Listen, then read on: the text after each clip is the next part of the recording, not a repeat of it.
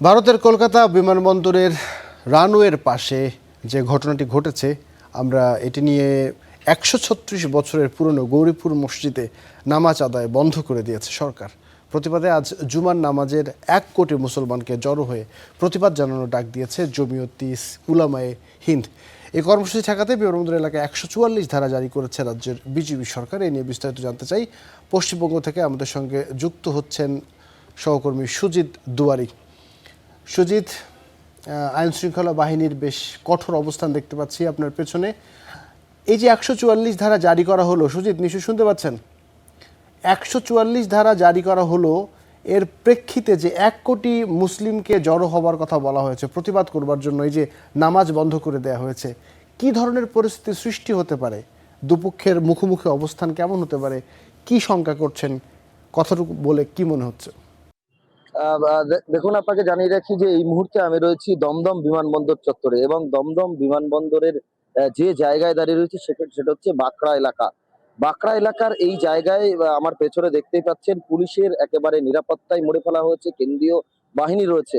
আমি সেই ছবিটা দেখাবো, তার আগে বলে রাখি ১৩৬ বছরের যে মসজিদ, যেটাকে সরানোর কথা বলা হচ্ছে, যেটা এয়ারপোর্ট অথরিটি বলছেন তাদের জায়গায় রয়েছে, এখন সেই মসজিদটির কারণে রানওয়ে সম্প্রসারণ করা যাচ্ছে না। দীর্ঘ ১৬৫ মিটার দূরে রানওয়ে থেকে যেটা রয়েছে, সেটার বড় বিমান ওঠানামার ক্ষেত্রে যথেষ্ট ঝুঁকিপূর্ণ রয়েছে, এবং এই ধরনের নির্মাণ এই রানওয়ের কাছে থাকা ঝুঁকিপূর্ণ, এবং শীতের সময় এটা আরো ঝুঁকিপূর্ণ হয়ে যায়, এমনটাই জানানো হচ্ছে। পূর্বতন সরকারের কাছেও জানানো হয়েছিল, সেই সরকার কোনো ব্যবস্থা নেয়নি। রাজ্যে পালাবদল হওয়ার পর, অর্থাৎ শুভেন্দু অধিকারীর সরকার গঠনের পর, এয়ারপোর্ট অথরিটি পুনরায় চিঠি করে এটাকে সরানোর ব্যাপারে, এবং দেখলাম আমরা কয়েকদিন আগেই তৎপর নেওয়া হয়েছে, এবং বিমানবন্দর কর্তৃপক্ষ, এর আগে আমি একটু দেখানোর চেষ্টা করব, ঠিক এই যে জায়গা রয়েছে, এই যে ঘেরাটোপ রয়েছে যেখানে মেট্রো রেলের কাজ চলছে, এই জায়গা থেকে ঢোকার একটা ঢোকার জায়গা ছিল, যেখানে প্রবেশ করতেন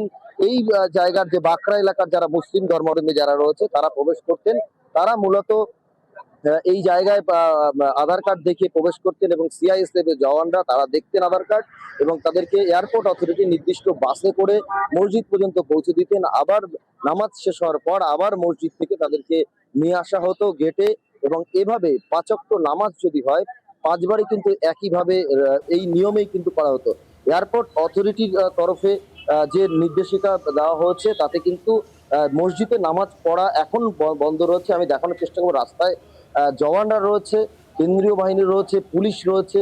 মূলত যেটা বলা হচ্ছে যে এই জায়গায় গতকাল সিদ্দিকুল্লাহ চৌধুরী, রাজ্যের প্রাক্তন মন্ত্রী, তিনি কিন্তু জানিয়েছিলেন যে মসজিদ যেহেতু বন্ধ, নামাজ বন্ধ করা হচ্ছে, সেই কারণে তারা আন্দোলনে নামবেন। আজকে আন্দোলনে নামার কথা, কিছুক্ষণ বাদেই তার আগে পুলিশের তরফে বিএনএস ১৬৩ ধারা, অর্থাৎ পূর্বতন ১৪৪ ধারা, সেটা কিন্তু লাগু করা হয়েছে, এবং যার ফলে প্রশাসনের তরফে এক জায়গায় জমায়েত করতে দেওয়া হচ্ছে না। কোনো রকম জমায়েত যদি হয় এখানে বা বিক্ষোভ প্রদর্শনী করা হয়, সেক্ষেত্রে প্রশাসন কিন্তু ব্যবস্থা নেবে, সেভাবেই পুলিশের তরফে সকাল থেকে মাইকিং করা হচ্ছে। এবং কেন্দ্রীয় বাহিনীর যে নিরাপত্তা, আমি আরেকবার ছবিটা দেখাচ্ছি, সেই নিরাপত্তা রয়েছে, বিধাননগর কমিশনারের পুলিশ রয়েছে, তারা রুট মার্চ করছে এলাকায়, এবং এলাকার পরিস্থিতি দেখছে, এবং এলাকায় এখনো পর্যন্ত তেমন কোনো জমায়েত নজরে পড়েনি, এবং মসজিদ যেটা যে অবস্থা ছিল আপাতত সেই অবস্থায় রয়েছে, সেটাকে এখন কিন্তু সেই অবস্থা রয়েছে। এয়ারপোর্ট অথরিটি এখনো সেটা সরানোর যে কথা বলেছিল সেটা কিন্তু সরায়নি এখনো।